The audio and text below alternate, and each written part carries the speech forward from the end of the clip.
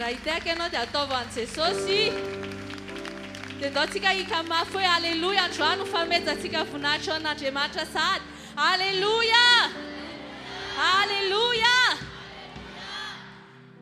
dia mino aho fa raha tonga eto ianao dia efa vonina iona amin'i Jesosy sady izany ve fa mialohan'ny tena hanomboantsika ny fiderana rehetra dia te hitantara zavatra aminao hoe ianao ve resy lahatra fa tena tsara ny tompo izay tomponao izy ny tena resy lahatra amin'izany hoe tsisy tsara tahaka an'i Jesosy alleloia fa misy tantara nampanopin'Andriamanitra iray izay raha nanao fetim-pianakaviana ry zareo dia nisy pisina izany tao amin'ilay toerana dia zareo variana ny sakafo dia ilay zanany vavikely nitsoboka tao anatin'ilay pisina tsisy nahita dia avy eo tsy nahatsiaro tena dia nahita an'izay zareo dia nikoropaka dia nentina mbavaka Jesosy afo azy izy dia nifoha ilay zazakely dia teo izy nanome voninahitra hoe Andriamanitra tena tsara ianao dia naray feo izy avy amin'Andriamanitra hoe raha tsy novelomiko ve zany ny zanakao dia tsy tsara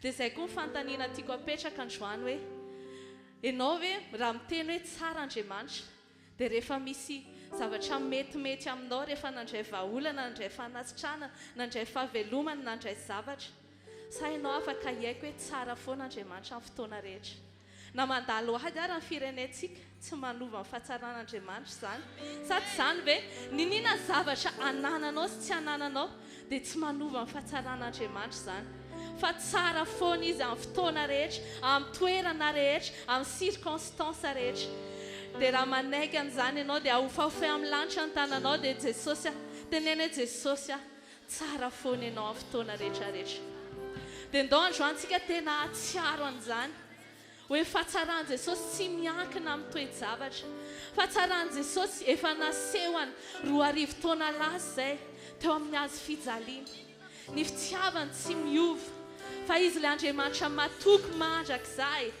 raha mety dia ok ianao hivavaka mihitsy androany hoe Jesosy rehefa misaina ny fahatsaranao rehefa misaina ny fitiavanao nindrafonao isan'andro dia resy lahatra ato anatiko ato hoe tena tsara loatra ianao ary tsisy azo arina aminao mandrakizay o Jesosy raha tonga eto izay androany maraina dia te hilaza fa tsisy azo arina aminao na oviana ninina zavatra lalovanay tsy mahova ny fahatsaranao izany Jesosy rehefa misaina izay ny zavatra rehetra efa vitanao dia mbola hiteny foana izay hoe tena tsara ianao Jesosy halleluja antsoko hoe matoky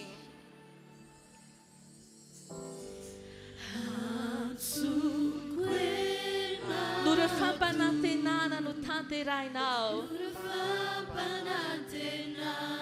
dia ndao tsika hankasitraka an'i Jesosy fotsiny androany dia ilaza hoe mankasitraka satria izy ilay niaraka tamintsika foana tsy mbola nandao na indray maraina ary rehefa misaina ny fahatsaranao ny tananao tsy mba nandao ary dia asantrato ny tananao dia lazao hoe tsara loatra tampoka ianao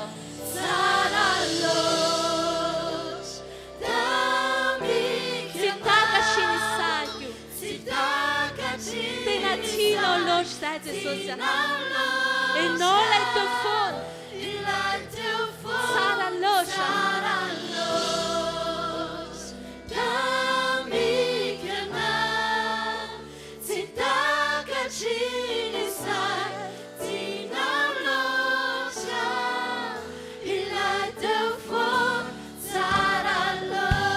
misy olona afaka hankasitraka an'i Jesosy ve eto androany anome voninahitra ilay tompony fahatsarana ahofahofay an'i Jesosy ny tananao dia lazao izy mankasitraka Jesosy mankasitraka no izay rehetra nataonao ny amin'ny famonjenao ny amin'ny fitiavanao famitramponao fahasoavanao oh alleluja antsoko hoe mpamonjy antsoko hoe nanadio anay no ny elokay zay navelanao enao lay mendrika indrindra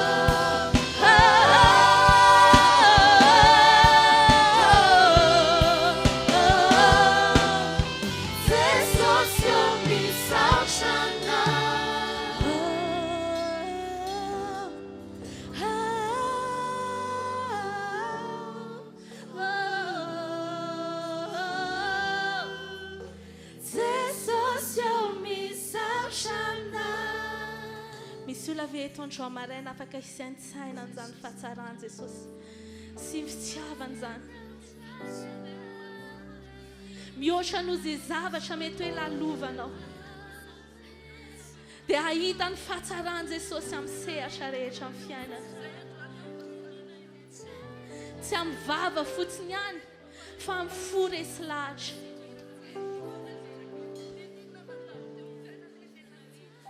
tonga eto izay Jesosy androany maraina miaiky ny fahatsaranao matoky fa tsy miova zany ny fitiavanao lay Andriamanitra teo foana hatramin'izay lay tsy mba nandao anay na dia indray maraina ary lay namindra fo taminay foana le mbola tsy nanalefy ny asa ny azo fijaliana tao amin'ny fiainanay fa mijanona mahatoky na dia izay aza indraindray tsy mahatoky mijanona ho be fitiavana na dia izay aza indraindray mety hoe tafasaraka aminao ataony ahoana moa Jesosy ny tsy laza ny fahatsaranao raha mbola nomenao fofinainy izahay resy lahatra izahay efa nanompo ilay Andriamanitra tsara indrindra ny safidy ilay Andriamanitra tsara indrindra rehefa misaina tokoa izay ny fitondranao fiainanay dia te hankasitraka fotsiny ao anatin'ny fonay mety tsy voatery Jesosy hitovy amin'ilay zavatra ny saintsainay hoe tokony ohatry izao tokony ohatry izao tokony ohatry izao fa satria izay matoky fa ny Andriamanitra mitondra amin'ny fiainanay dia ilay miazona ny zavatra rehetrarehetra ilay fiandohany ilay fiafarany ilay tompony fahatsarana dia matoky izay fa tsara ny fitondranao ary Jesosy eo raha matsiaro izay ilay teninao hoe ny zavatra rehetra miara-miasa soanay dia tsy misy tokony hampanahinay intsony satria fantatray fa ninninona lalovanay dia tsara foana izany satria ianao mandama ny zavatra rehetrarehetra alleluia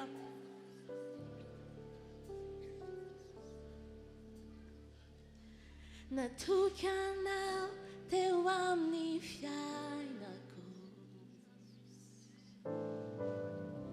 naseunao fa tsara loatra ianao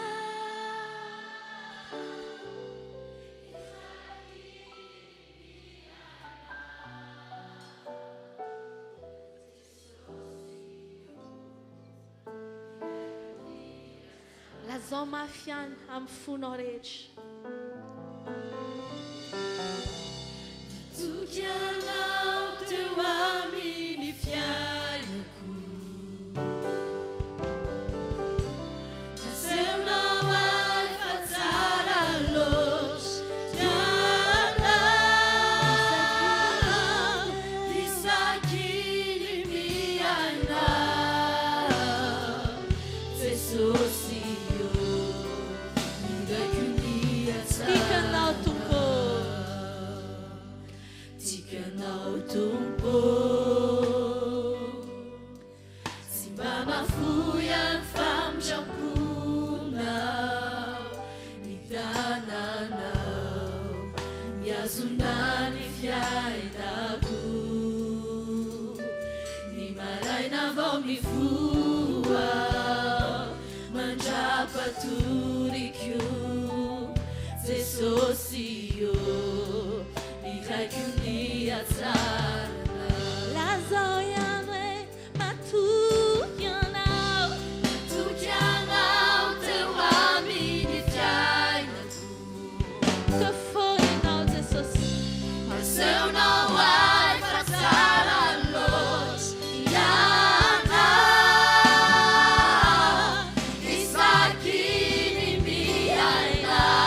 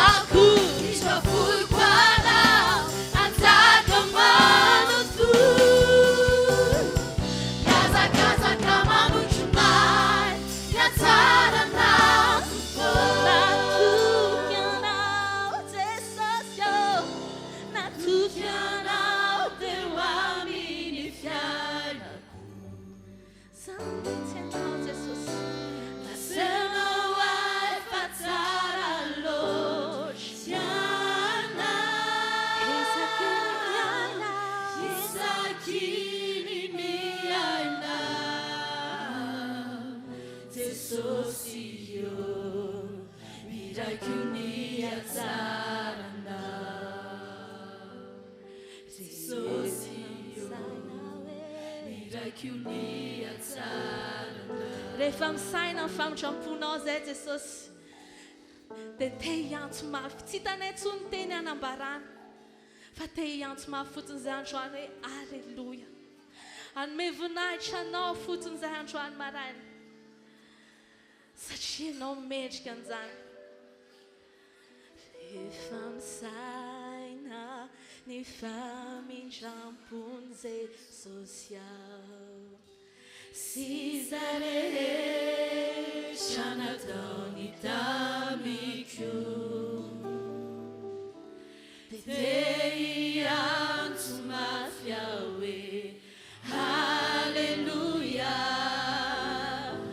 isaurako azy ny famindram-pony rehefa misaina famojeny Jesosy aho rehefa misaina ny famojeny Jesosy aho sy zay rehetra nataony tamiko dia hiantso ny momba rehetra hanome voninahitra anao alleluia isaurako rehefa misaina ny fahatsarany Jesosy aho rehefa misaina ny fahatsarany Jesosy aho sy zay rehetra nataony tamiko dia te hiantso mafy aho hoe alleluia isaurako azy ny fahatsarany rehefa misaina ny fahatsarany Jesosy aho rehefa misaina ny fahatsarany Jesosy aho sy zay rehetra nataony tamiko dia hiantso mafy aho hoe alleluia isaurako azy dia hiantso mafy aho hoe alleluia dia hiantso mafy aho hoe alleluia isaurako azy lazao farany dia hiantso mafy aho hoe alleluia dia hiantso mafy aho hoe alleluia isaurako azy ny fahatsarany dia mbola mitoetra amin'ny fanamivavaka hatrany isika ho amin'ny fanatrehan'Andriamanitra fotoana izao ary tena fotoana mety tokoa raha amin'izao an'io zao ianao manamafy ny fifamatorana amin'Andriamanitra indrindra fa an'io dia misy ny fotoana iraisana latabatra amin'ny Tompo ny Baiboly dia mampianatra fa nazovy mihinana sy misotro amin'ny fanahy tsy mendrika dia homeloka ny amin'ny tenan'ny Tompo izy ka mba hatonga izany firaisana latabatra izany tsy ho tona fanamelohanao anao dia andao anamasina ny tenantsika isika anamasina ny fiainantsika isika mba olona ankasitrahana sy mendrika eo anatrehan'Andriamanitra raha hinana sy hisotro amin'ity maraina ity samy manamafy ny fanoloran-tenany samy mivavaka isika satria fotoana mety izao raha misy ny tokony hibebahana hibebao zany miala amin'ny ratsy fanao ary amafiso amin'Andriamanitra fa ho azy ianao ary ho azy mandrakizay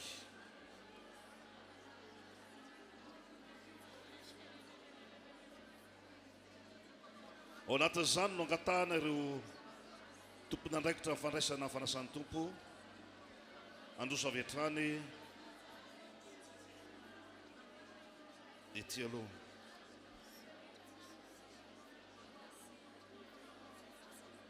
Misaotra tompo fa tsara ianao sady mpanao ny tsara, mandray atanana ny fiainany fiangonana, ary amin'ny tendroany ity dia mbola nanome anay izao fotoana izao ahafahanay iray fo iray saina aminao, ho anao midera, ho anao ny laza, ho anao ny voninahitra, amin'ny anaran'i Jesosy, amen.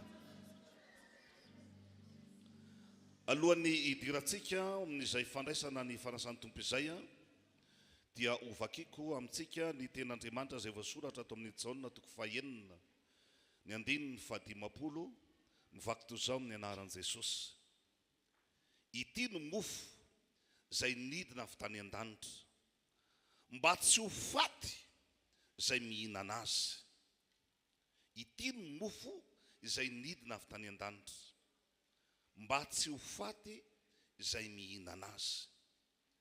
Dia mbola manamafy izy eo amin'ny 9:50 manao hoe izao no mofo velona izay midina avy tany an-danitra.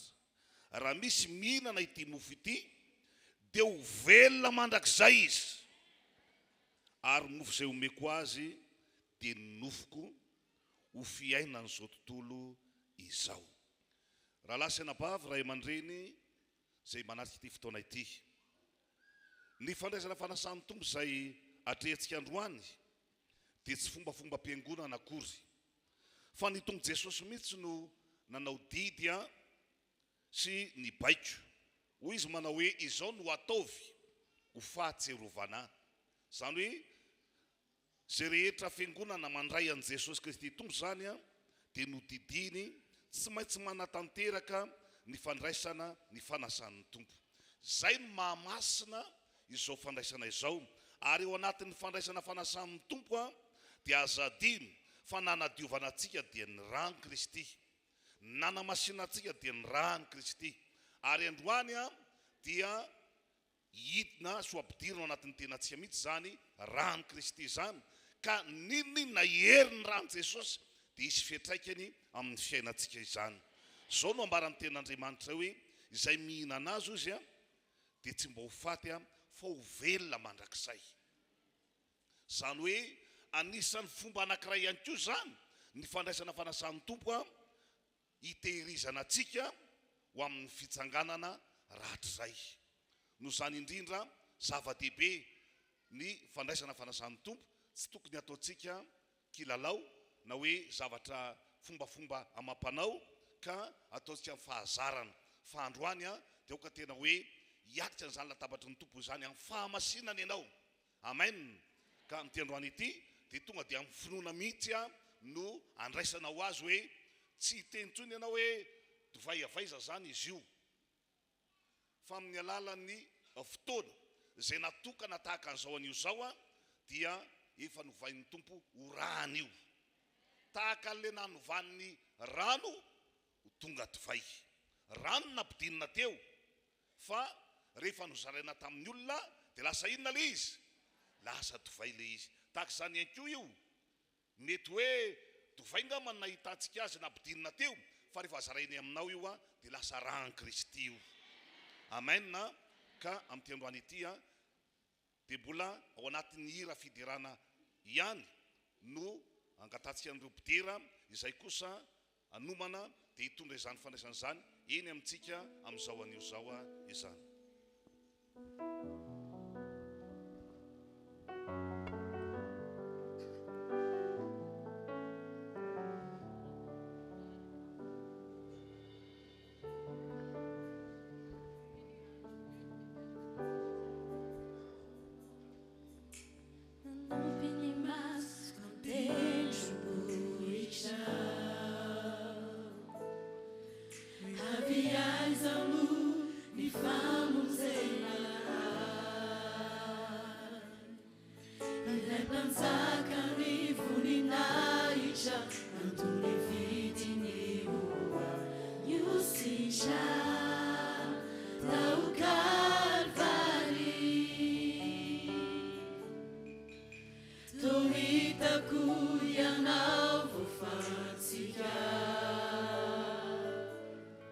Ila Manivuanao, zevualefuna.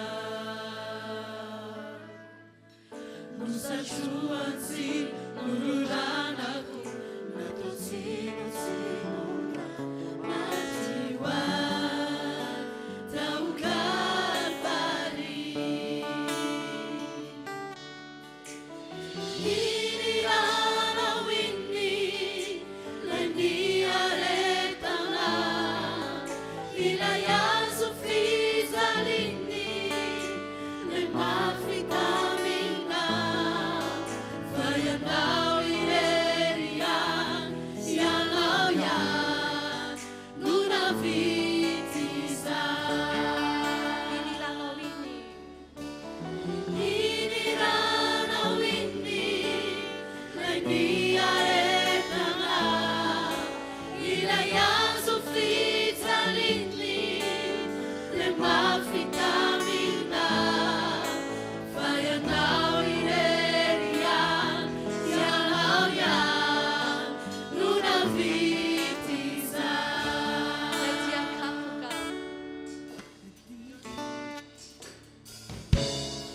Letia kapuka nufanasi chanana, mirano latsaka nufamelana heruka. Afaka sady mivavaka ihany koa ianao anatin'izany ilay zany manamasina ny fiainantsika. Nefa tonga feiso zanako nandiamanisha. Inirana winni, lendi aretana, ilaya sufiza lini, le mafitamina, fayanau ilerian, yanau yan, nuna vitisa. Inirana winni, lendi aretana, ilaya sufiza lini, le mafitamina, fayanau ilerian, yanau yan, nuna vitisa.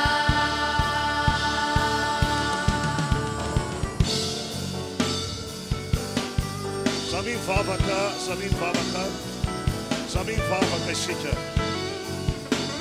Halleluja, halleluja. Oh, amen, amen, amen, amen, amen, amen. Halleluja.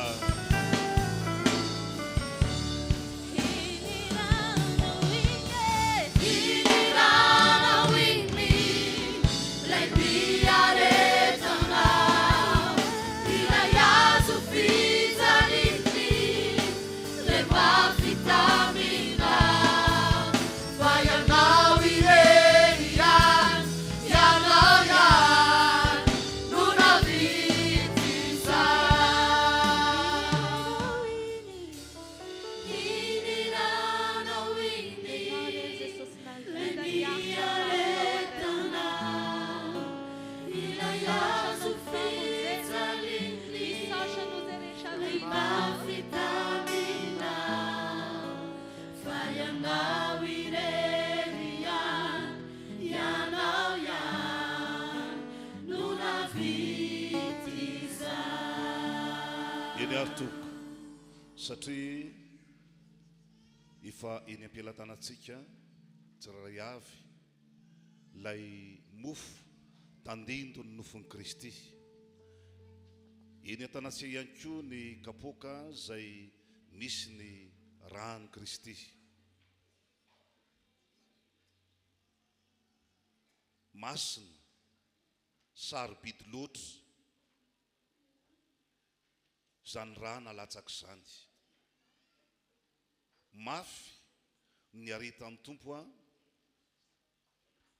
nanomezana izany raha izany.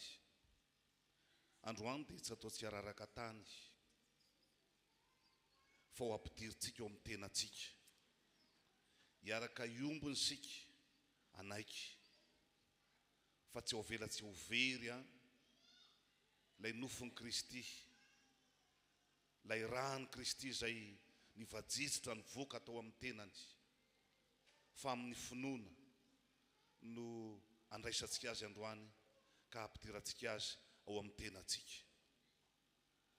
Manana tanjona lehibe ny tompo androany anasitrana anao, manana tanjona lehibe ny tompo androany hitondra vahaolana ho an'ny fiainanao, ka amin'ny alalan'ny fampidiranao izany tenany zany ao amin'ny tenanao dia miaraka amin'iny a dia hisy vahaolana, miaraka amin'ny fisotronao ny rany amin'ny androany ity a dia hisy fandresena mezinezina, hisy fahagagana lehibe ho ataon'Andriamanitra eo amin'ny fiainanao.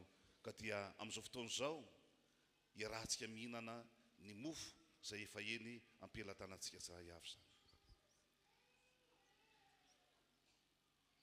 Ao anatin'ny finananao izany dia saintsaina fa tsy mofo iny fa tenany Kristy.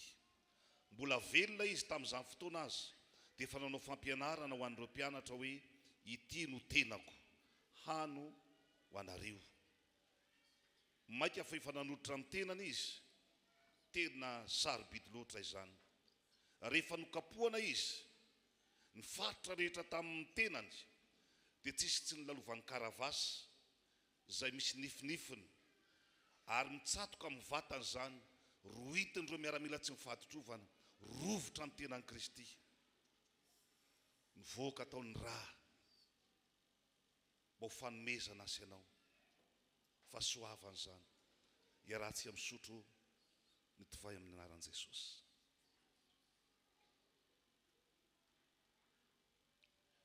Ninona mety atodina aretina na loharanona aretina atao anatin'ny vatanao amin'izao ora izao, levony zany hoy aho amin'ny anaran'i Jesosy. Andaontsika hisaotra an'Andriamanitra ny amin'ny fahasoavany lehibe. Tsy tsara noho ny olona hafa isika, fa anisan'ny olona novidian'Andriamanitra nefa mba iray latabatra tamin'ity androany ity a. Fahasoavana zany, andao hisaotra ny tompontsika ny amin'izany fahasoavana lehibe zany. Halleluja.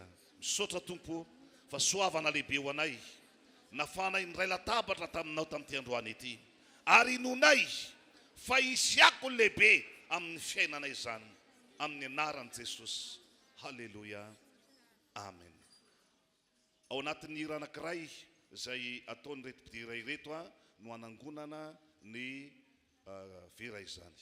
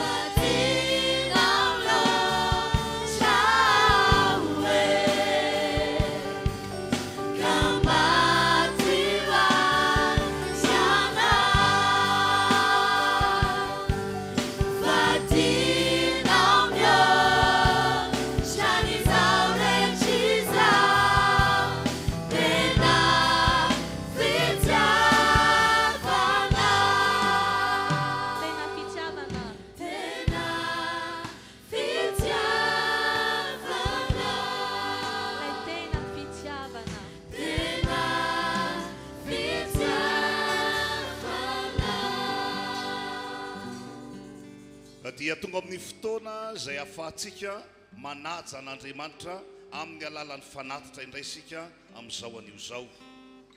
Hanaja an'Andriamanitra amin'ny alalan'ny fanatitra hoy aho satria izao tontolo zao any amin'izao tontolo zao dia fomba mampanao rehefa ila zavatra na aka zavatra dia ataon'ny olona izany fanatitra izany, fa ny antsika kosa dia fanomezana voninahitra an'Andriamanitra no anaovantsika ny fanatitra androany, ary manana teny fikasana mihitsy izy na mandefa teny fikasana mihitsy Andriamanitra mikasany amin'ny fanatitra.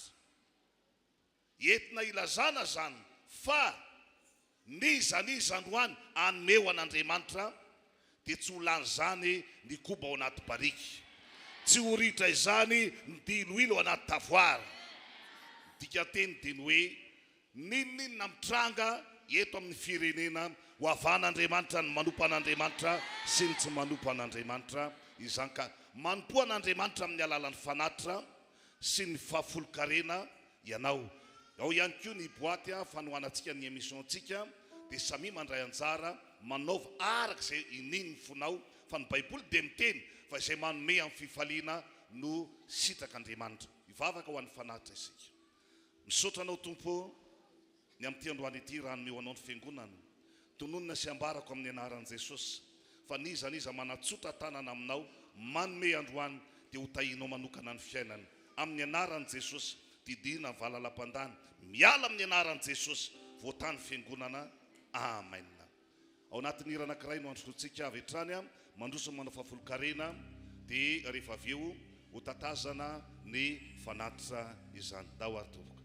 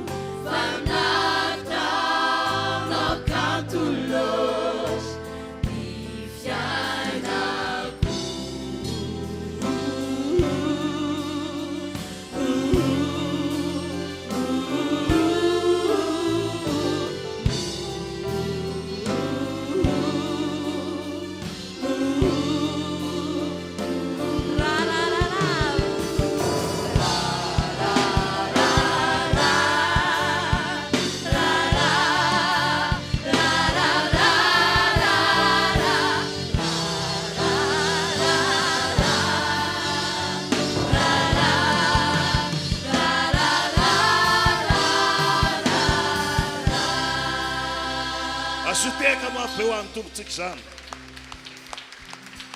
eny ary satria vahoaka an'Andriamanitra tia an'Andriamanitra ny olona tonga eto androany dia araka ny efa mahazatra antsika ary fanaontsika atao anivon'ny fiangonana dia rehefa lahady voalohany tahaka izao dia mandefa ny rakidehibe isika fanohanana ny asan'Andriamanitra ka zay tia n'Andriamanitra rehetrarehetra no mamoaka an'izay rakidehibe izay dia tatazana avy hatrany izay tohizana le fiderana ao anatin'ny fitetazana izay sotra to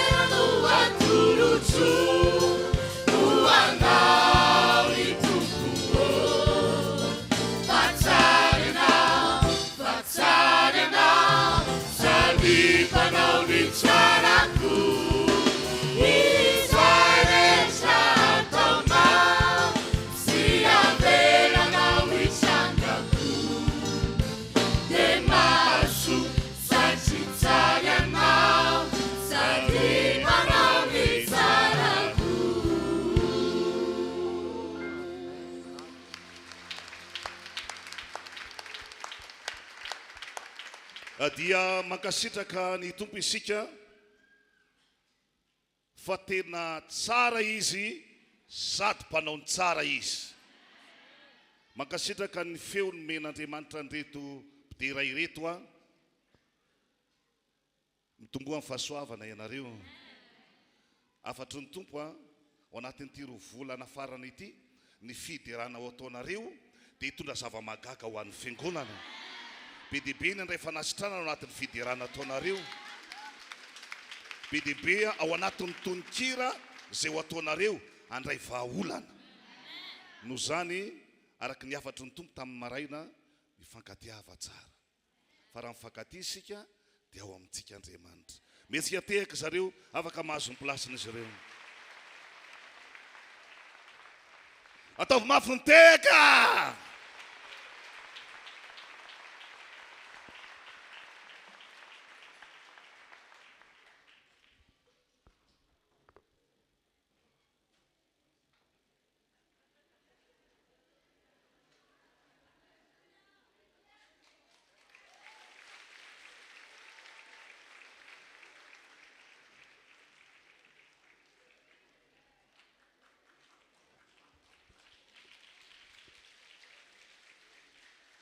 Esorona dolo zay maneritery rehetrarehetra fa mila miasa tsara ho an'Andriamanitra. Satria tsy ampiseho katalogue natao eto androany fa hitondra ny afatr'Andriamanitra ho anareo. Noho zany inoko ary azoko antoka fa na iza ianareo miditra amin'ity am'folo ity, ninona vesatra dia averiko indray mandeha ny teny efa nataoko tany am-piandohana, tsy hoentinareo miala eto tsony zany.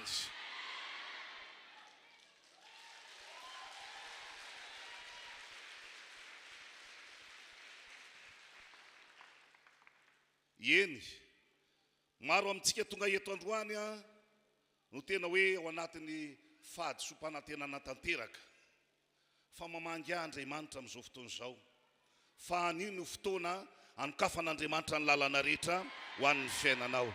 Aza variana mijery ny zava-misy fa isika tsy miakina amin'ny zava-misy fa miakina amin'ny zavatra tsy hita.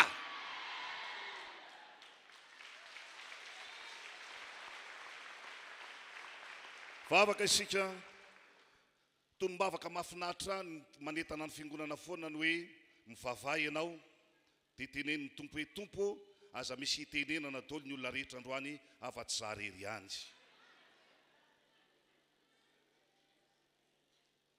Ka tiako mba ho tonom-bavaka ao zany hoe tompo, za rery hitenenana androany. Fa raha zany no ataonao dia hiteny aminao tokoa ny tompo androany. Da ho ary hivavaka isika amin'ny anaran'i Jesosy. Tonga amin'ny fotoana izay ahafahanay mandreny teninao zahay. Tsy amin'ny fombafomba na fahazarana fa tena resy lahatra zay fa eto ianao hiteny aminay. Koa mitenena tompo fa vonona ny aino anao ny mpanomponao. Ninona herin'ny maizina mitondra tsy fifatohana, mpangala teny, mpanatsatso ny teny, miala eto amin'ny anaran'i Jesosy. Didina miala eto zany amin'ny anara maherin'i Jesosy. Voatany fonay, voatany sainay, voatany fanahinay, zay andray ny teny androany. Misaotra tompo, halleluja, amen. Genesis toko voalohany dia oraisitsika ny andininy 1:30. Fandiniana farany nataon'Andriamanitra tamin'ny zavaboary rehetra zay nataony. Zao ny voasoratra. Ary hitan'Andriamanitra izay rehetra nataony, ary indro tsara indrindra izany. Dia nisy hariva ary nisy maraina andro fahenina izany. Hitan'Andriamanitra. Zany hoe nandinika zany Andriamanitra rehefa nanao an'izao rehetrarehetra izao izy. Noforoniny ny zavatra rehetrarehetra dia avy eo nijery izy, nanompo maso izy, dia nijery hoe iza ny tsy mety, inona ny tsy mety. Fa ny zavatra hitany dia zao, tsy nahita lesoka mihitsy izy tamin'ny zavatra nataony, fa izay rehetra nataony dia manina. Tsara ve ny voasoratra eo? Tsara indrindra. Zany hoe tena lafatra. Tsisy azo kianina. Ny zavatra nataon'Andriamanitra zany tompoka hatramin'ny voalohany dia tsy misy zavatra ratsy zany. Tsy misy ratsy. Raha ihany no hitan'ny lesoka kely tamin'ny fotoan'andro. Fa tsy vakitsika izay mantsy. Dia mikasika ny amin'ny Adama rehefa nijery izy hoe ty tsy ampinamana. Zay ihany no lesoka kely ka nahatonga azy hoe tsy maintsy ampiana namany ty. Fa ny zavatra rehetra nataony tambonin'andro talohan'izay tsara indrindra.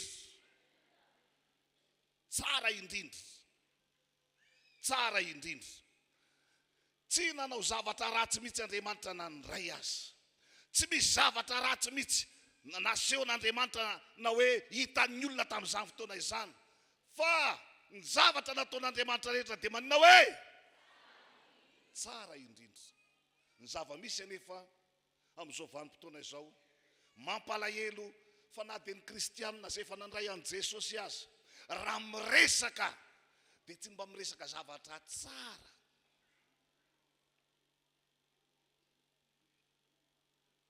Fa raha amin'izao ora sy fotoana izao na omaly na fakimaly miresaka ny olona dia izao ny zavatra teneny manao hoe raha izao no mitohy ody any an-tanàna ihany. Raha izao no mitohy engany mba tsy ho tanteraka ny tenina hoe dia ho 400 ihany ny hafarany. Raha izao no mitohy zany hoe tsy mba misy zavatra tsara mihitsy mivoaka ny vavan'ilay zanak'Andriamanitra. Zay ohatrany tena mampanontany tena hoe iza reny mampiteny an'io hoe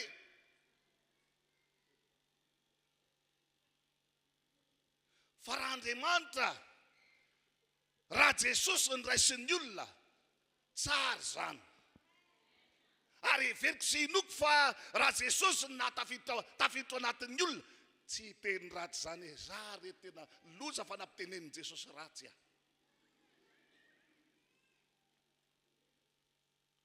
Tena tezitra mafy maty zay sy Jesosy dia zay no natonga anay ny teny ratsy. Tsy mino an'izany aho. Tsy mino an'izany aho. Zay etiko ilazana hoe avy aiza zany io teniteny foana na teny ratsy ataontsika io.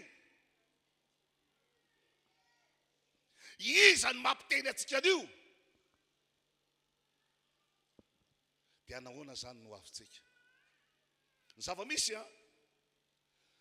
tamin'ny voalohany dia nahary ny zavatra rehetra Andriamanitra. Le am-pon'Andriamanitra dia ny hoe mba tsy hanana olana mihitsy le olona zay ho foroniko rehefa avy eo.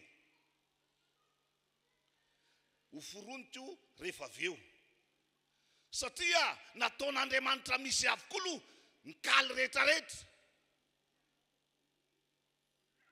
Mba tsy ondray no tsy hanompoana ao an'Andriamanitra. Samy manko anisan'ny anankiray fa maninona tsy tonga mivavaka.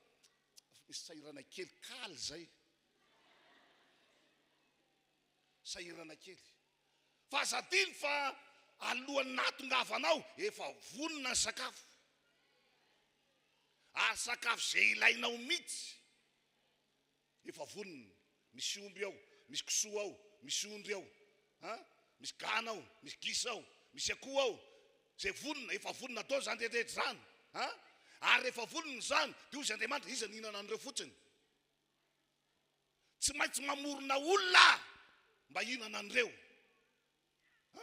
Dia ny foron'Andriamanitra amin'izay ny olombelona. Dia ny teneny manao hoe ianareo no manjaka amin'ireo. Tsy ny omby no manjaka amintsika fa isika no manjaka amin'ny omby.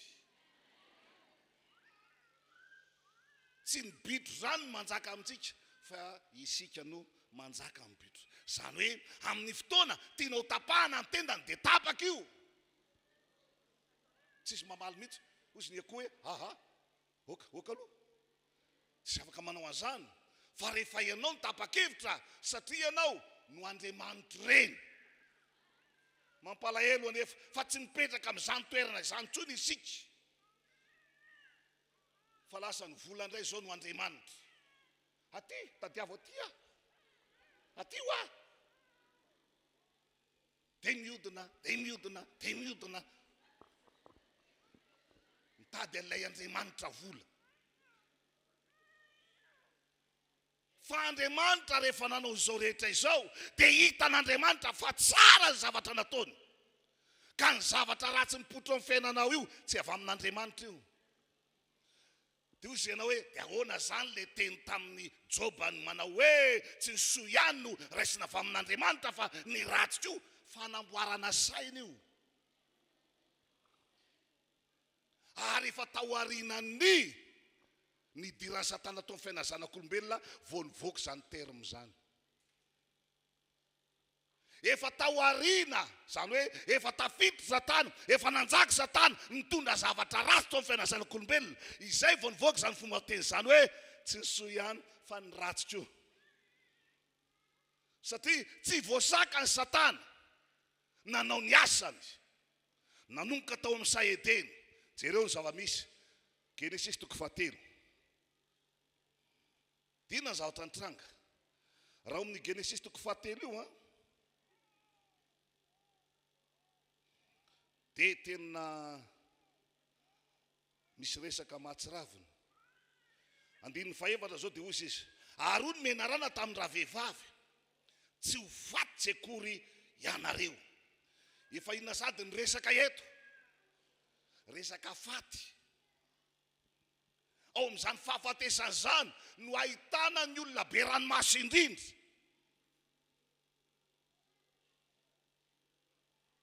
Ao amin'izany fahafatesana zany no ahitanao olona marefo indrindra. Eto anefa tsy resaka vola fa resaka faty. Zany hoe vao nanomboka ny teniny devoly dia tonga dia resaka faty avy hatrany ny resahany. Vao nanomboka ny lobavy Satana dia resaka faty avy hatrany nataony.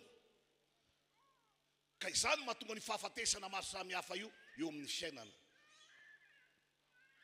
Zay mahatonga le fahafatesana be dia be io, satria avy amin'ny Satana io fa tsy avy amin'Andriamanitra. Toy ny tantara 5. Fa fantatr'Andriamanitra fa amin'izay andro ihinananareo azy dia ahiratra ny masonareo, ka ho tahaka an'Andriamanitra ianareo, ahalala ny tsara, modina sy ny tsara. Modina sy ny tsara. Fa inona no tena programany? Ratsy. Fa mba entina anamboarana ny saina zanak'olombelona dia modina sy ny tsara eo aloha, hoe ianareo ahalala ny tsara. Ka vao nahena hoe mahalala ny tsara dia mahay an'izay zanak'olombelona ahalala ny tsara, zany hoe mbola misy tsara noho zao zany. Mbola misy tsara noho zao. Dia nanomboka teo amin'izay hadiro le toyany hoe misy ratsy tsy ho ao. Nefa tamin'ny voalohany ny aina tao i Adama sy Eva tsisy tomany. Matoa manongy Eva dia sangisangy amin'ny Adama.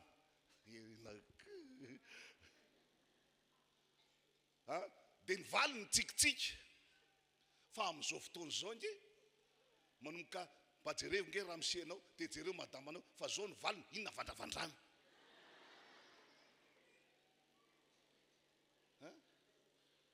Zany hoe manomboka misy fomba fiteny hafahafa. Avaiza do zany fomba fiteny zany? Iza ny mampiteny azany?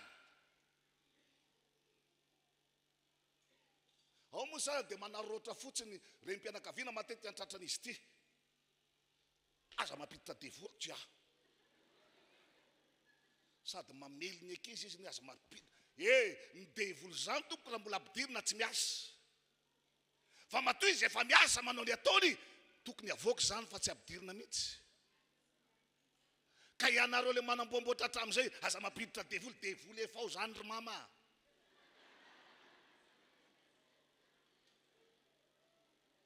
Fa tsy devoly vampidirina zany. Fa aza ny ankizy menatsiny hoe nareo mampiditra devoly mihitsy nareo. Fa matoa miasa le izy efa tafiditra ao zany. Toroteny amin'ny télé, toroteny amin'ny radio, fa za milaza marina aminao fa raha mijanona ao an-tranoko any Manjakandriana tsy hitanareo any amin'ny télé. Fa matoa hitanareo amin'ny télé tafiditra atao amin'ny studio azany zay. Matoa renareo ny feoko. Dia satria misy mandefa zany le izy. No zany indrindra mila mandinika kely isika, satria lasa mifanometsiny eto isika. ohatrany izay vavaka tao Androndrakely, ohatrany tsy hitako ihany izay marina, ohatrany tena hoe tsy azoko mihitsy nareo ny tsy haiko hoe mba manao ahoana. Dia lasa fiangonana ny menatsiny, lasa ny mpanompon'Andriamanitra ny menatsiny, ngamby efa tsy amin'ireo intsony ny tanan'Andriamanitra. Odoy ny tanan'Andriamanitra tsy miala zany, tsy miala zany ny tanan'Andriamanitra. Halleluja, halleluja, amen. Fa isika ny mila mandinika, isika ny mila mieritreritra, fa tsy pastera ny mampiditra henan-kisoa any ambolaninareo, fa ianao ny mampiditra zany eo ambolaninareo. Kinona ny idiran'ny pastera amin'izany?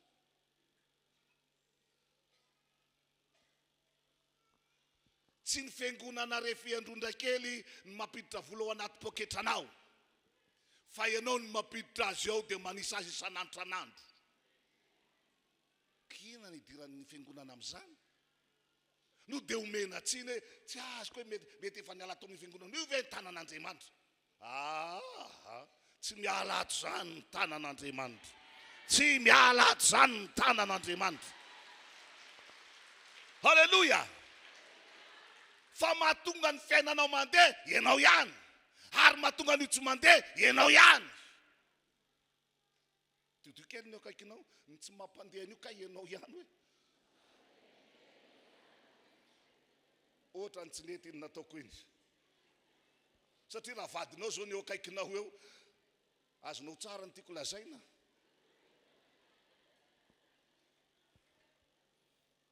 Tamin'iny aho efa hividy moto tsika, laninao tamin'ny toka ny vola, tamin'izany aho mbola tsy nivavaka. Ny sala hatramin'izy mbola tsy nivavaka atao resaka, teny avy aiza zany?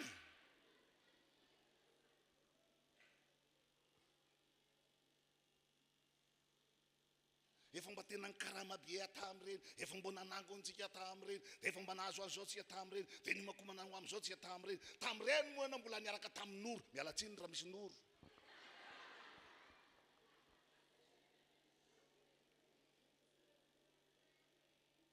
Zavatra efa lasa. Le olona rehefa lasa efa nandray an' Jesosy, le olona rehefa lasa kristianina mafana fo, fa mbola zany resaka noro zany indray mbola resaka. Avay zany, iza no mpiran'izany resaka zany? Ary mitondra inona ao amin'ilay tokantrano zany resaka zany?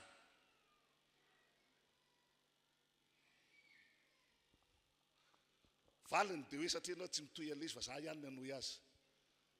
Mitondra loza, mitondra fisarana, ary zay nefa tanjon'ny Satana hatramin'ny voalohany. Jaona 10:10. Izy dia tsy avy raha tsy angalatra sy amono ary andingana.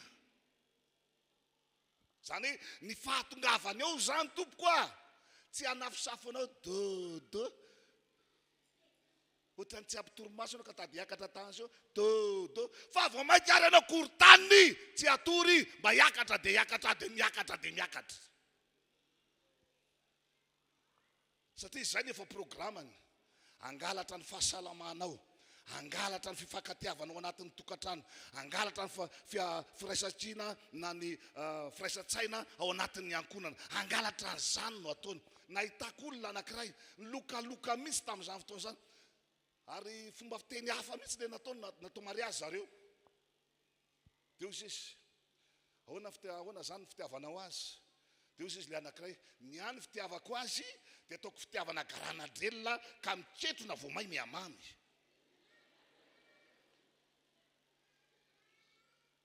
Fa gaga tato aoriana mbola anankiray zanaka zareo, dia nanandy pastera isaraka izay, ianao nanamasina ny mariazinay dia mba ataonay vavombelona ny fisarahanay. Inona? Antaniny anankiray, inona ny antony isarahanareo? Dia miteny anankiray, zao dia ohatrany marina be ny teny le ramatoa. Natsona indray le rangahy, fa inona zany le tena olana? Dia miteny indray le rangahy, zao nge. Marina koa ny teny le rangahy, rariny rehetra isaraka. Dia izy dia tsy avy raha tsy angalatra sy amono ary andingana. Zany hoe fa tamin'ny ora farany namangy Andriamanitra hoe ny antony isarahandreo tsy zany mihitsy.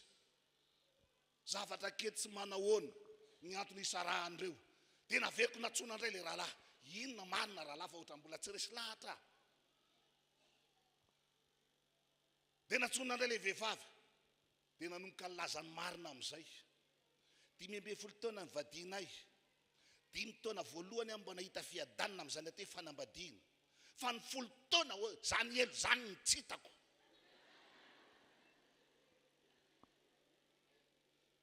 Dia ahoana zany, inona ny raha matoty lazaina?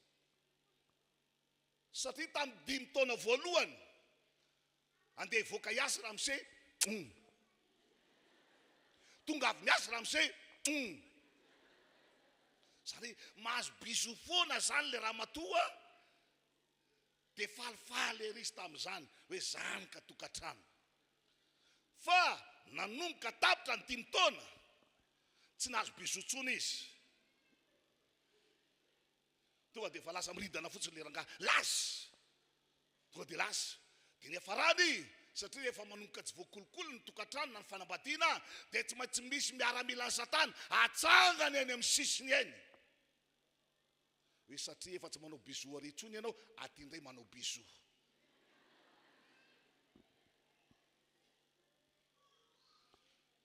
Dia satria tratran'le raha matoa amin'izay, tarizy nanao biso. Misaraka amin'izay zany.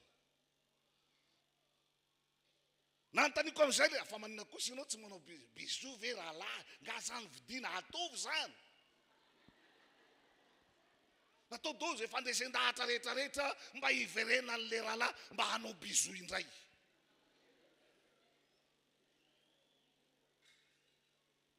Teo izy le rahalahy, tsy aminao ny toerana pastera, fa na ianao io azy ka tratran'izany zavatra ho teneniko aminao zany, tsy hanao biso intsony ianao.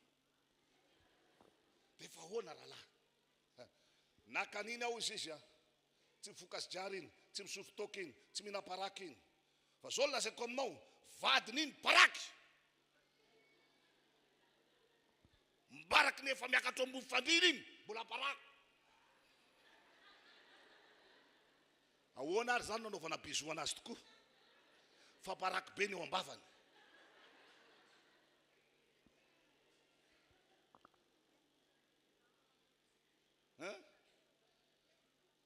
Teo fantatro hoe ay resaka paraky izy ty.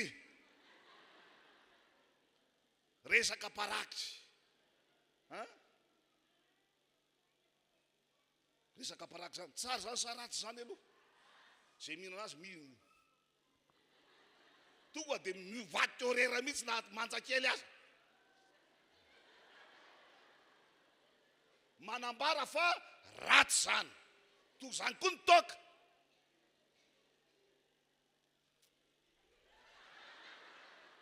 Ratsy zany. Fa zany zavatra tsara zany, ndany ianao mihinana tantely raha miviny. Te hiverina foana. Tsy mivina mihitsy ianao satria tsara zany. Misy toronony ianao raha miviny.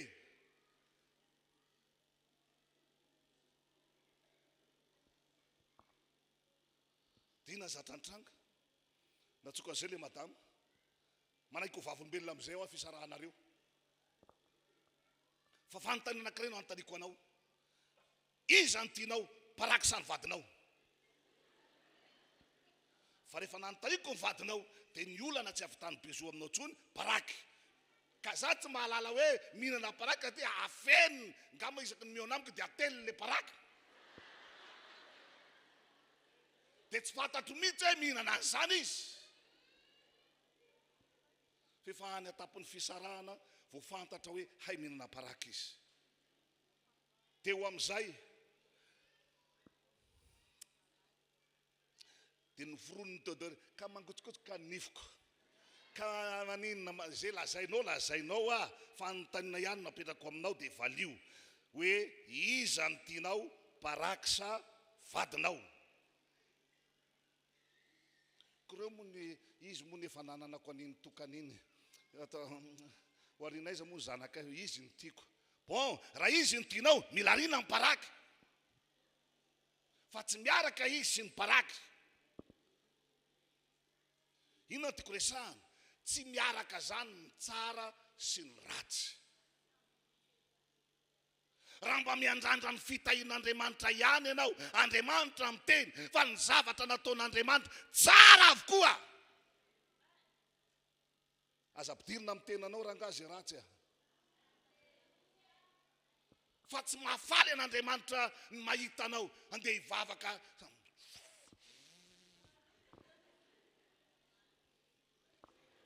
Raha lana aza ampidirina amin'ny tenanao rangazy ratsy a. Esory ala amin'ny tenanao. Misaotra an'Andriamanitra fa tonga ato amin'ity fiangonana ity ianao. Rema fanafahana. Fanafahana. Fanafahana. Fanafahana.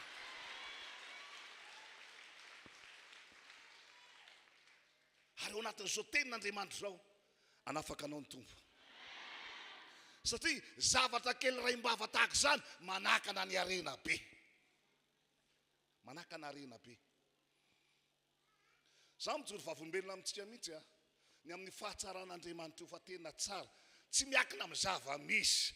Zao foana teniko aminao, Andriamanitra nandrafanapa-kevitra. Satria efa tsy voasakana tsony Satana, fa tsy maintsy nampidinina ety an-tany. Izy mihitsy nanapa-kevitra hoe azerako an'lesany. Miala ato amin'ity toerana ity, azerany amin'izay. Dia izy le rangahy anankiray, tena mbo ratsy toetra Andriamanitra ka.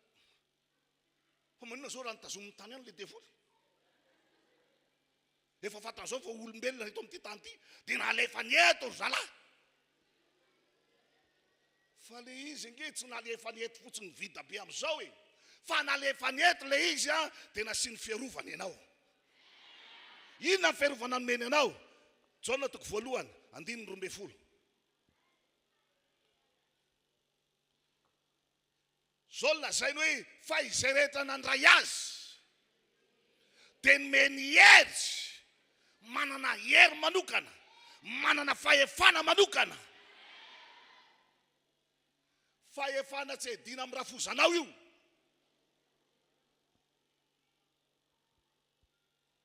Fahefana tsy edina amin'ny mpiray-tanàna io. Fa fahefana andresena ny devoly io.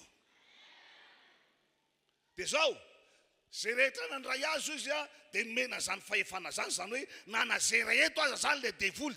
Dia ozy izy hoe alohan'ny enjerany eo, na efa nienjera eo izy a, dia zao, rehefa tapa-kevitra andray ianao, omeko fahefana, mandresen'io ianao. Le fahefana nomen'ny tompo a, tsy fahefana mbola hiady be, fa fahefana azo antoka tonga dia maninona? Mandresy. Zany hoe nalefa eto tokoa zany le devoly, fa ianao nomena fahefana. Amen.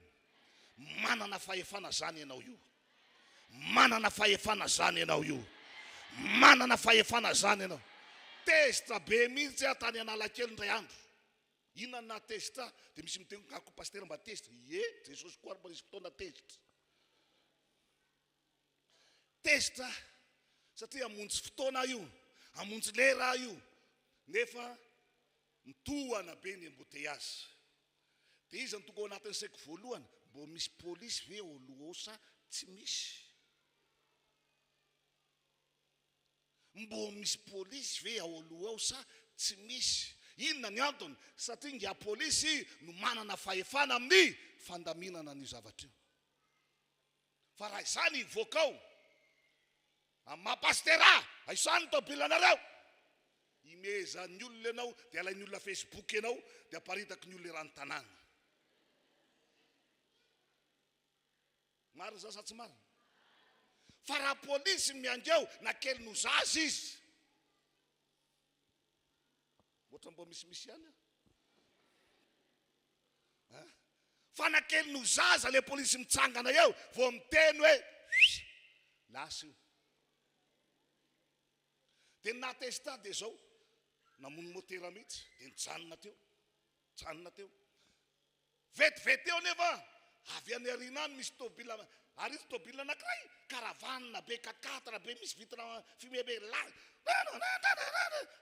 ay vi afaka malalaka ihany izy ty. hay ve afaka ny mandeha ihany izy ty fa ho an'izay mampiasa fahefana ihany no afaka mandeha. Ka ianao na dia mpino ato azy ianao ry mafanafahana ny ato, fa na dia mpino ato azy ianao kanefa tsy mampiasa fahefana, eo ianao ho hitan'ny havanareo eo ianao. Dia ho ataon'ny olona resaka eo ianao. Fa raha hanomboka indray ianao andray an'le fahefana, le fahefana tsy hoe androany no raisina, fa tamin'ny fotoana nandraisana ho an'i Jesosy dia efa nampidinao aminao zany fahefana zany. Manana zany fahefana zany ianao, na sola loha na lava volo na iza tonga eto na fotsy na mainty, manana fahefana.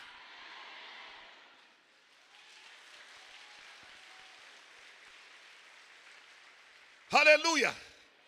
Ny an'ny sasany ny azy ny fahefana apetraka amin'ny akanjo dia avy eo ampirimina anaty vata.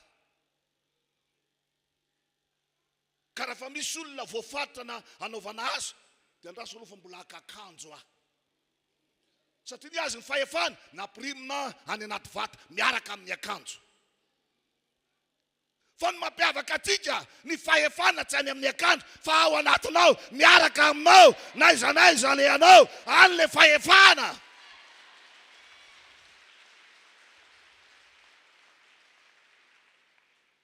Ny sasany raha vao tsisy labozia dia tsy miasa ny fahefana. Ny sasany asiana rano indray azao efa ampiana rano, efa tsy ampitsony ny ranon'i Jesosy dia asiana eau vive. Fa ny antsika tsy mila an'izany. Ampy Jesosy ny raisinao, ampy le heriny menanao, tsy mila ampiana inona na inona zany. Manana an'izany ianao. Fotoana zao any ambanivohitra fihinanana mangazo maina. Fotoana zao ao anatin'ny fanetsahana maitso ny ahatra ozy izy ny olona izay. Tany aho vao nahita an'izany hoe fahavaratra, fa tamin'izay taty-Antananarivo ny ataoko hoe fahavaratra dia rehefa avy ny orana.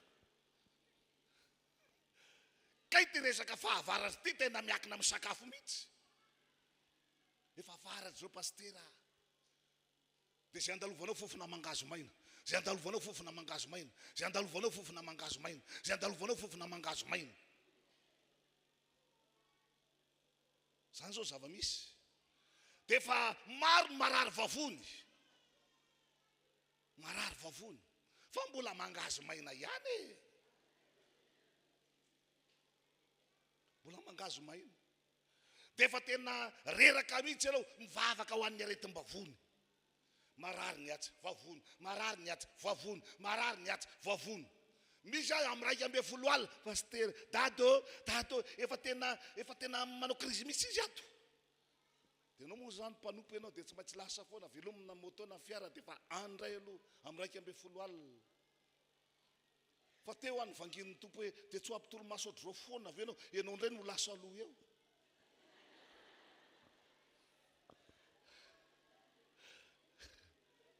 Ianao indray no faty alohan'le devoly.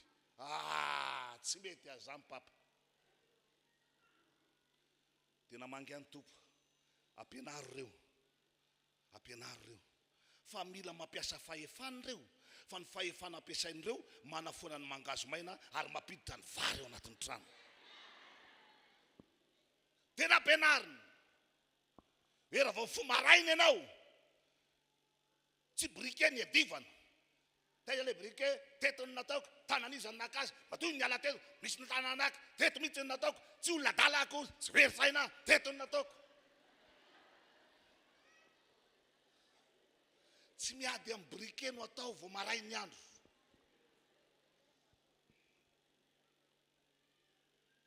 Fa ny zavatra tokony ho atao voalohany rehefa maray ny andro dia mandroaka an'le fanahy, mandroaka an'le devoly, mampiasa ny fahefana. Satria ny antony dia zao, ny devoly na manam-bola ianao na tsy manam-bola ianao miasa foana izy. Fa nandraintsika varina rehefa mba misy atokona dia raika andrahoy e, tavidiny. Tsisy fampiasana fahefana mihitsy zany. avy eo am'izay tapitra eo am'izay amin'ny anarany Jesosy, amin'ny anarany ao mba miaraka manao alefa amin'ny anarany Jesosy. Tara loatra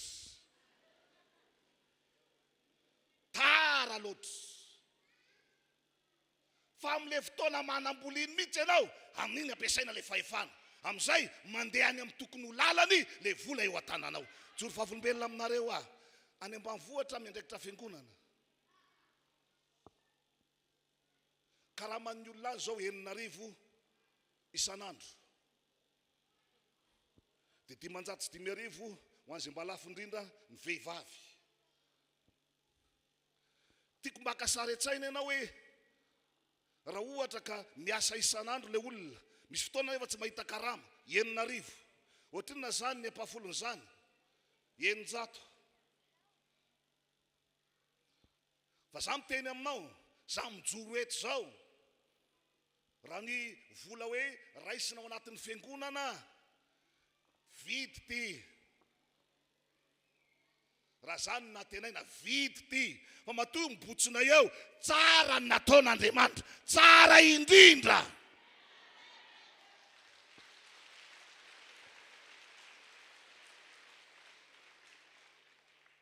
Dia miara-miasa soa foana ny zavatra rehetra ho an'izay tian'Andriamanitra, tsy misy loza zany. Zay zao falifaly mihitsy, halleluja, misy ny grefy, halleluja. Satria mipitika makany ribevozina isany, makany tanàna io, gaga ndray andro tany amin'ilay sampana kely anankiray, dia nitondra le vola avy any le mpiandraikitra kely, dia gaga nisy mangamanga tao, tsy mba fahitana ihany zany mangamanga zany. Dia mety hiteny eo, dia inona zany mampanakarena ny pasteur io? Tsy vola, tsy vola. Fa hainao ny tenin'Andriamanitra, fitahian Jehova ny mampanakarena, fitahian Jehova mampanakarena. Ka zay miandry vola eo anta foana. Raha vola no andrasanao ampanakarena, eo enao mantra foana eo. Fa raha nomikana tena ianao fa fitahian Jehova mampanakarena anao, na misy vola na tsisy vola, mpanakarena foana.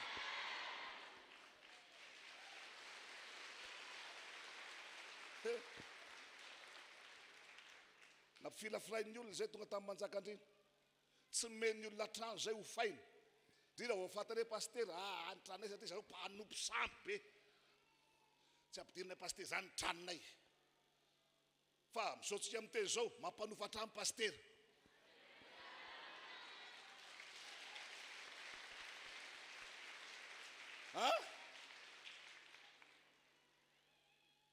Misaotsika miteny zao, manana tany 12 ara aho amidy ho an'izay mila azy, vao hiditra amin'ny manjakandrizy zany toeran'izany, misoratra amin'ny anarako zany.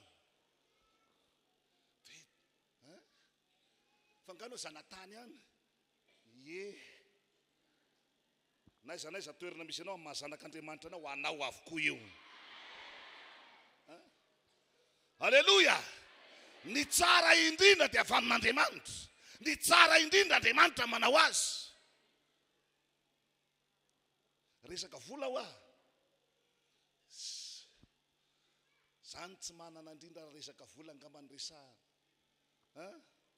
Na androany azotsy hoe ndao any mbo hifanisy, dia avokako hitanao ny ato hoe inona aneo, mosoara.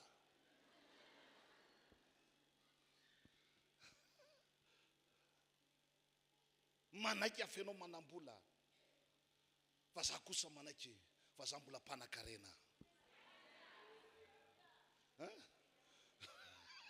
Manana tôbila roa zao amidy, zay vidy ao misy ao. Tanao sady manana tany azy zany, manana tôbila zany, avay zany fitahira fa amin'ny Jehova zany.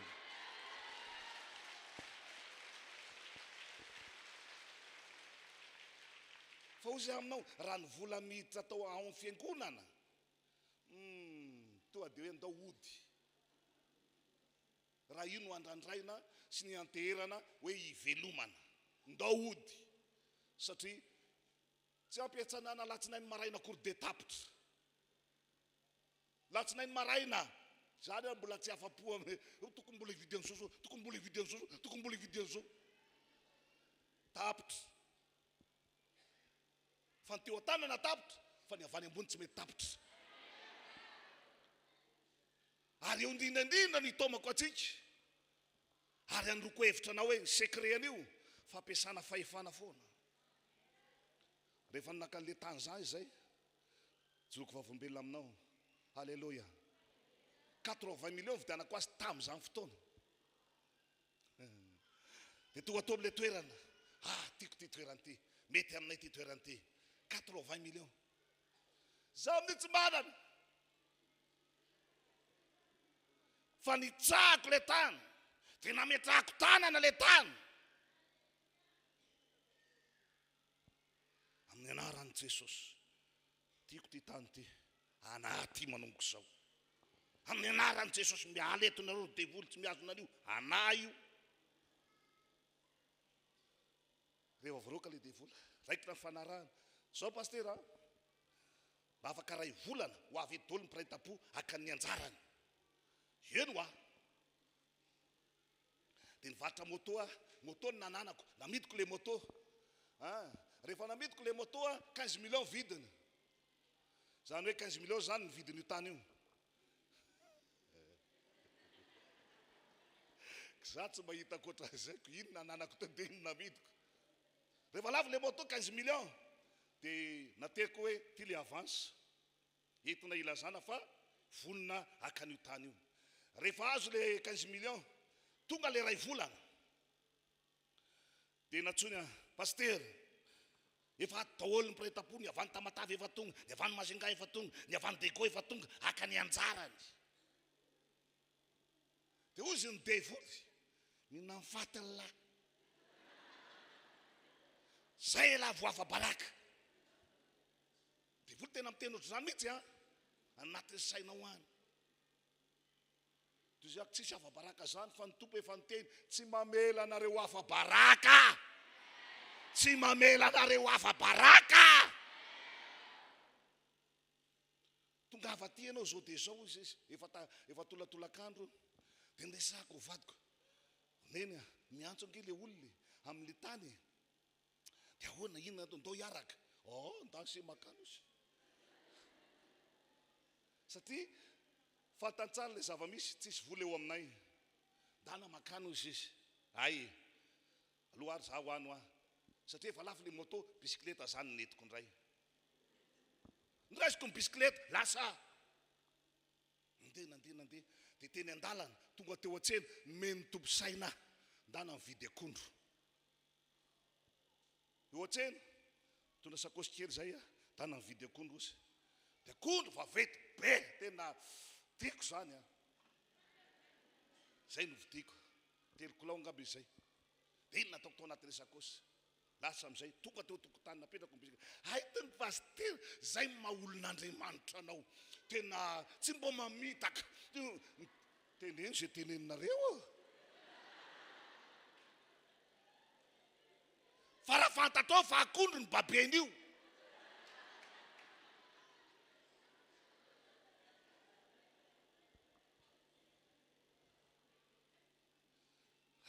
Tonga teo. Iakitra ady. Iakitra ny fahavalo. Dia ozy izy fanay masina. Zay le mahatsara firaisana foana amin'ny tompo zay. Ozy izy hoe zany ho anome saina anareo. Tanao? Zay no mahatonga anay mandresy foana io. Tsy vola. Tsy vola.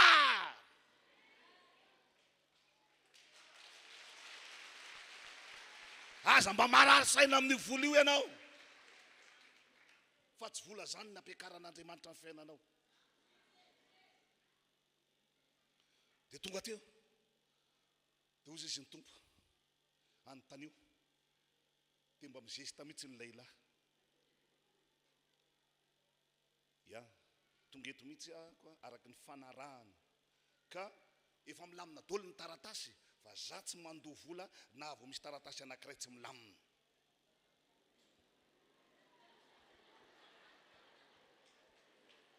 Ka ilay izy nisy taratasy tsy nilamina. Fa tsy hitako zany fa hitany fanahy masina. Dia zay no tompony meny fanahy masina hoe teneny hoe efa vonona dia sady modina le akondro.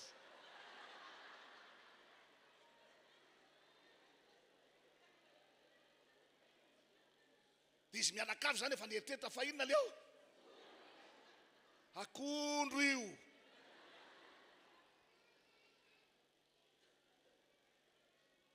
Dia eo ka eo indrindra tsika izao pasteur. Dia vao niteny eo indrindra dia nahazoko ny any zany. Eo indrindra tsika izao pasteur dia fa ahoana ho aho? Ka misy taratasy anankiray izay tsy mety mivoaka mihitsy, maharary manko le olona manao soniana azy any amin'ny hôpitaly, tsy hay hoe ho faty sa ho velona. Petra tsara. Fa na inona ataonao eo, Andriamanitra tsy manala baraka ny mpanompony zany.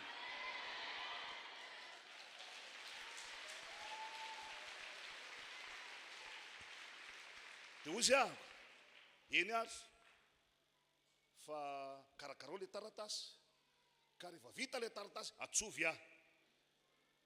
Fa vao vita ny taratasy beko ny volanareo, tsisy olana. Fa za kosa aloha tsy andoha vola mihitsy raha tsy vita izay taratasy zay. Ao ary fa atsona eo ihany ianao e. Sara ka madio aloha ny lalao tamin'iny. Tonga tany an-trano ana sesitro amin'izay ny akondro.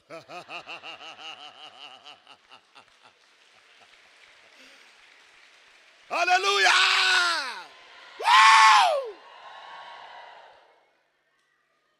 Teteny aminao fotsiny aho hoe aza mba miteny resaka faharesena zany ninninona amin'ny trano. Ataovy tsara foana miteny alohan'ny vavanao. Teny misy fahefana. Aza dino ny tompo mihitsy no niteny fa ny teninao no anamarinana anao ary ny teninao anamelohana anao. Io teny alohan'ny vavanao io ihany. Na tsisy vola aza mba mibarareo koa na teny satana. Za tsy manana.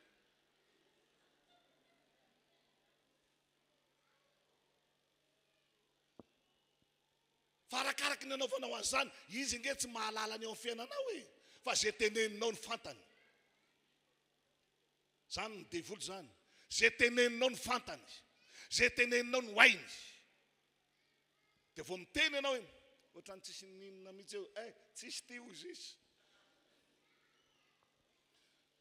Dia manomboka miteny, tsy hay, raha zao no mitoy aloha, tsy hay zay hafarany. Fa zay faly be aloha. Zay zao fitahina ho anay aloha dia zava-nisy teo. Satria nodina kany tanàna ny sasany. Dia nanatitra dimatany ny sasany. Dia manano rakitra sy fanatitra mangamanga ny sasany. Tanao zany fitahina ho anay le izy. Ataon'Andriamanitra miara-miasa soa ho an'izay tian'Andriamanitra. Ny zavatra mitranga rehetrarehetra ataon'Andriamanitra miara-miasa soa ho an'izay tian'Andriamanitra. Fa tsisy loza zany. Za manana hevitra heverako anareo, tsy mitondra loza, tsy mitondra loza, tsy mitondra loza, tsy mitondra loza, tsy mitondra loza, tsy mitondra loza.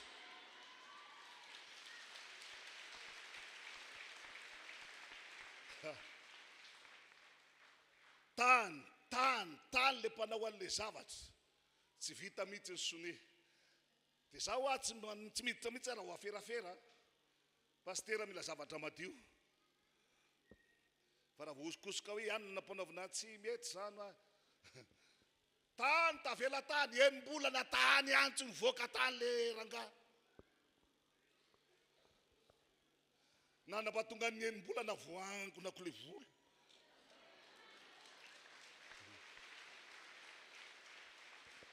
Za ndray no misesy tamiantso. Allô, aizy fa ahoana nga mbola tsy milamina foana e. Taranaka tsy azo ampiororona zany tseky.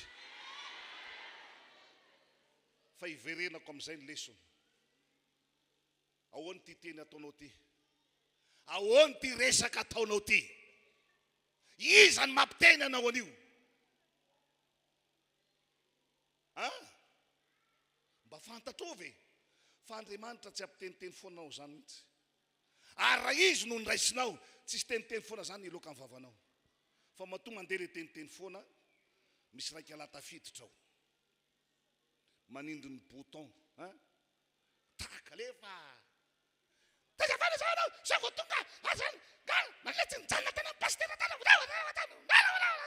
atsotsy sinena mavaka anareo fivavana reo pino miteny io pino miteny io iza reny mampiteny azany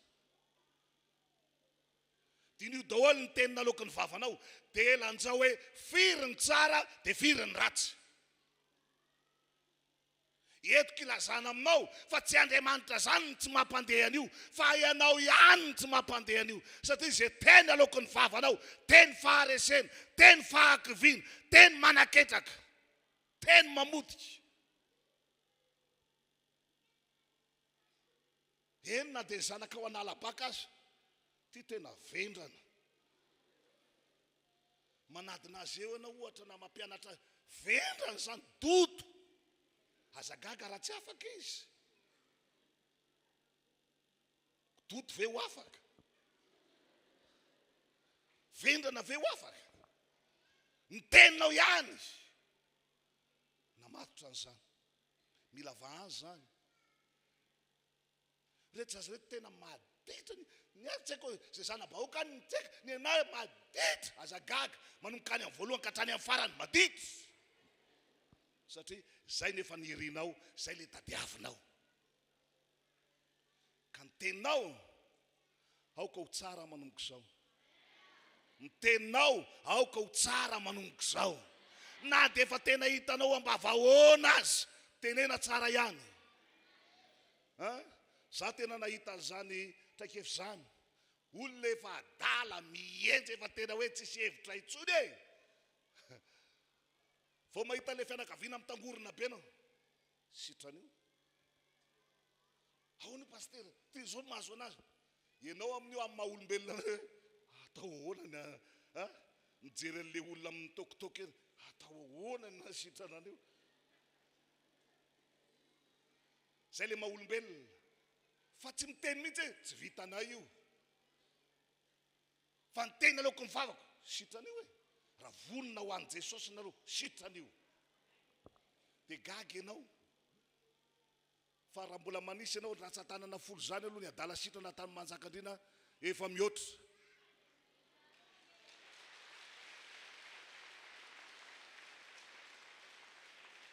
ny antony dia zao tsy zay le manasitrana fa zarainay aminazy lay mpanasitrana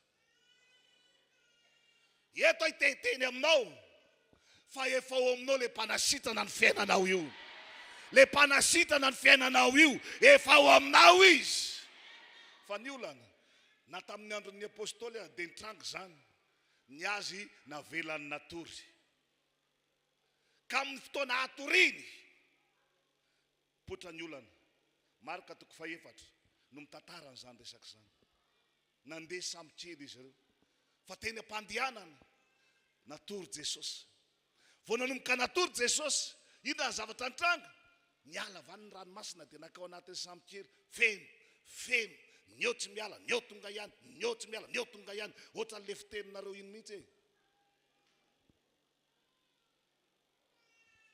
ny hiratsika raha vavy milaza hoe neo tsy lany neo tonga ihany fotra ny mivy izy ty neo tsy miala eo miditra ihany zany nahazo andreo inona ny antony satria Jesosy ny azy navelan'ny natory ao anao fa zay enjana raha resaka rano zany vitanay io mahavitanay ny varotra ataonay ao anao Jesosy matory ao anao makaina tsara tsisy ilananao resaka vary sy laoka zany tô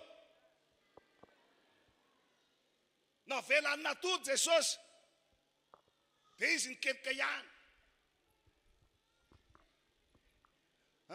niezaka tamin'ny herin'ny tenany teo izy namontsy tena teo izy fa ny hafarany reraka ihany ianao raha mbola montsy tena oreraka ihany, oreraka ihany. Fa jereo nge zavatra antranga raha vao nanomboka ny tota izy tao amin'i Jesosy hoe mpampianatro tsy mampaninina anao fa izao afatesana izao. Niaraka tamin'izay dia nitenin'ny tompo hoe mangina mitsara. Niaraka tamin'izay teny ray-mbava nitsahatra ny zavatra rehetrarehetra. Zay nentinao eto androany tsy entinao miverina antsony.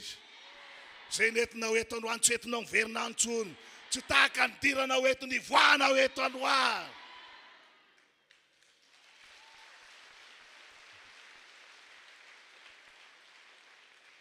Dia ny olona rehetrarehetra zao no mitsodrano anay hatramin'ny olona tsy mivavaka.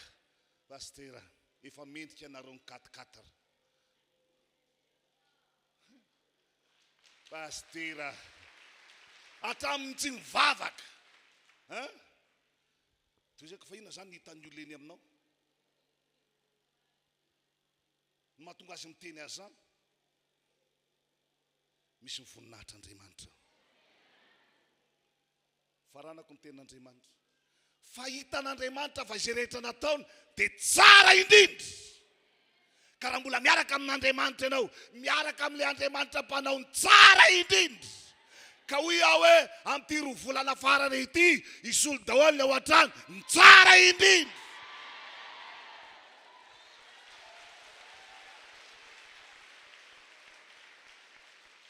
Dia izy ianao hoe aiza ny hividianana zany, rive zao ohatran'izao ohatran'izao. Ry havana nataon'Andriamanitra misy zavatra rehetrarehetra mba hamonjena ny zanany.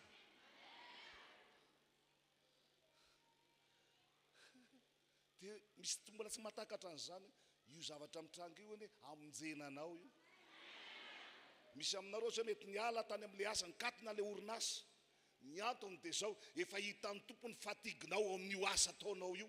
Dia ozy ny tompo hoe makaina kely. Fa tsy takatrao zany fa ny anao mbola sosy ihany. Vola, tsisy vola. Ny tompony efa mahita fa raha ny toy dia tantara ty ho faty anao rapitso. Makaina.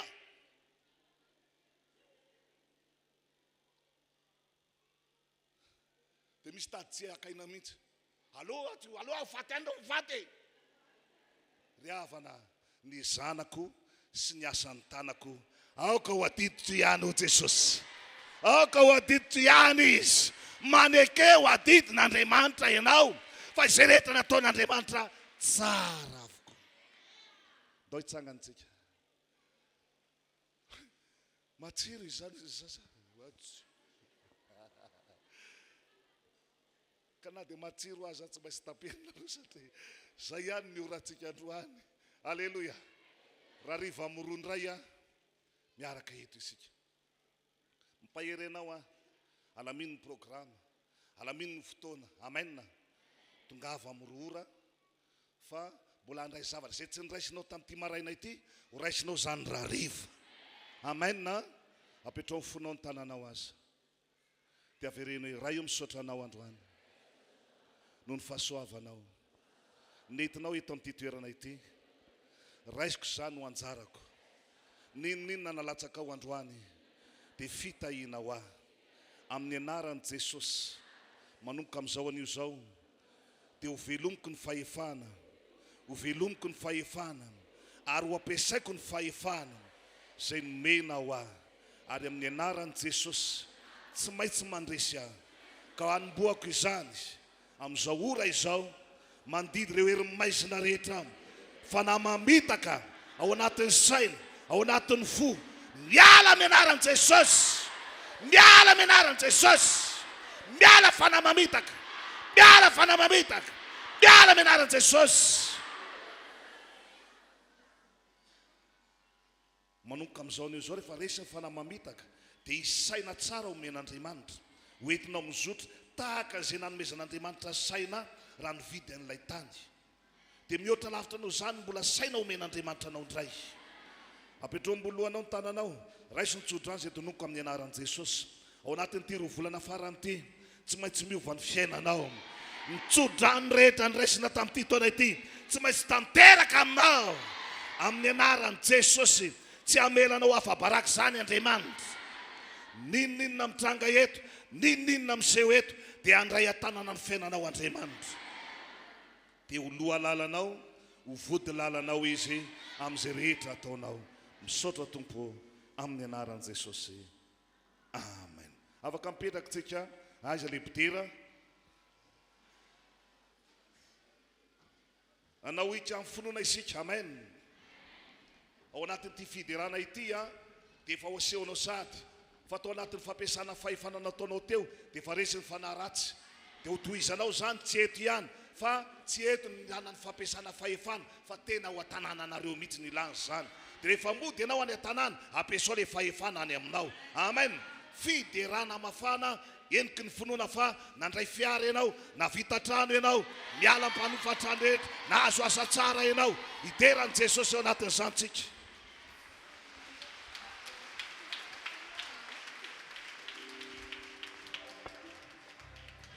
Tsika iary hitsangana, iary faly, iary hidera, hisaotra an' Jesosy ny amin'ny zavatra rehetra vita androany. Izy ny nandray. Dia ndao hitehatrana mafy a Jesosy.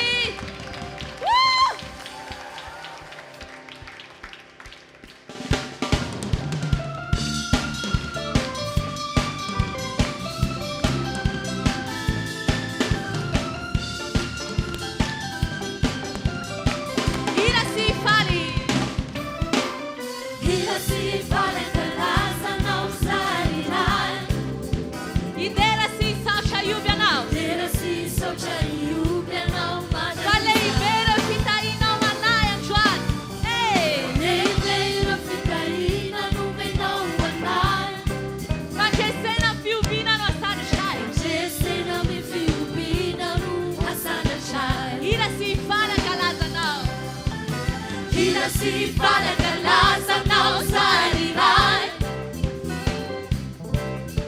Idera si socha iubia nao madrakizai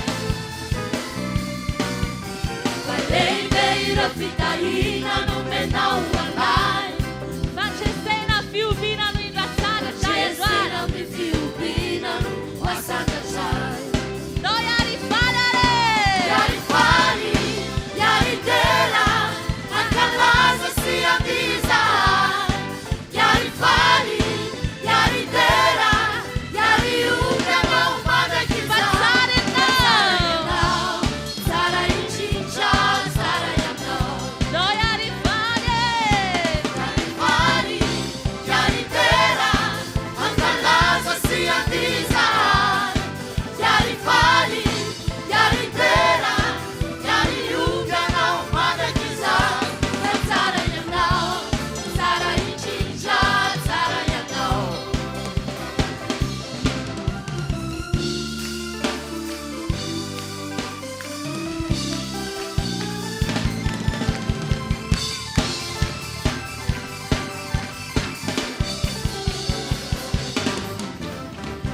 Si vale kalasa nao sarirai Itera si socha iubia nao madrakizai Valei beira fitaina no menau andai Indo fiubina Jesosy asanga chai wanore Asanda chai Yarifale Yari fali, yari vera Kalasa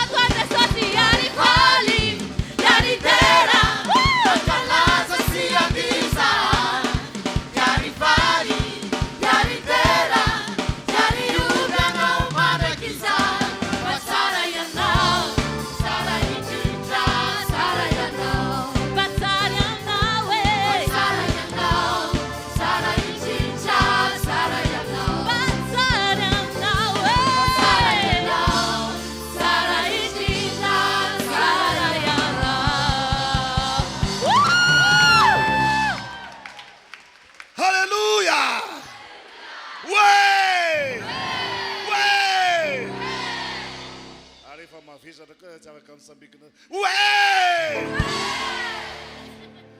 eto filazana amin'ny sabotsy zao dia misy vavaka atao ho an'ny firenena ery amin'ny fiangonana RHEFI Androndrakely manomboka amin'ny 7 maraina ho an'izay afaka rehetra ho amin'izay dia tanina zany mba ho tonga eny amin'ny toerana fiangonana RHEFI Androndrakely.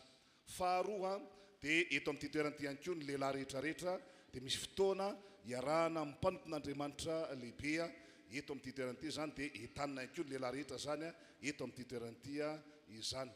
Raha hariva mbola miaraka eto isika rehefa avy eo amin'ny 12 amin'ny 2 ora andoranga nompon'ny tompo ny olona manana fotoana iogaoga hariva isika eto tena ideran'i Jesosy. Amen. Asandrato ny tanantsika ambarako amin'ny anaran'i Jesosy fa voatany fiaingonana. Ninninona olana nisy tao amin'ny fiainany mivaza zany amin'izao ora izao. Misokatra ny lalana rehetra amin'ny fiainany. Izay mbola tsy hitany maso ary tsy reniny sofina ataon'Andriamanitra amin'izay rehetra mino zany. Ny ranao Jesosy manda fiarovana amin'ny fiangonana amin'ny anaran'i Jesosy mifarana fotoana eto androany. Amen. Fiadanana tompoko amintsika rehetra.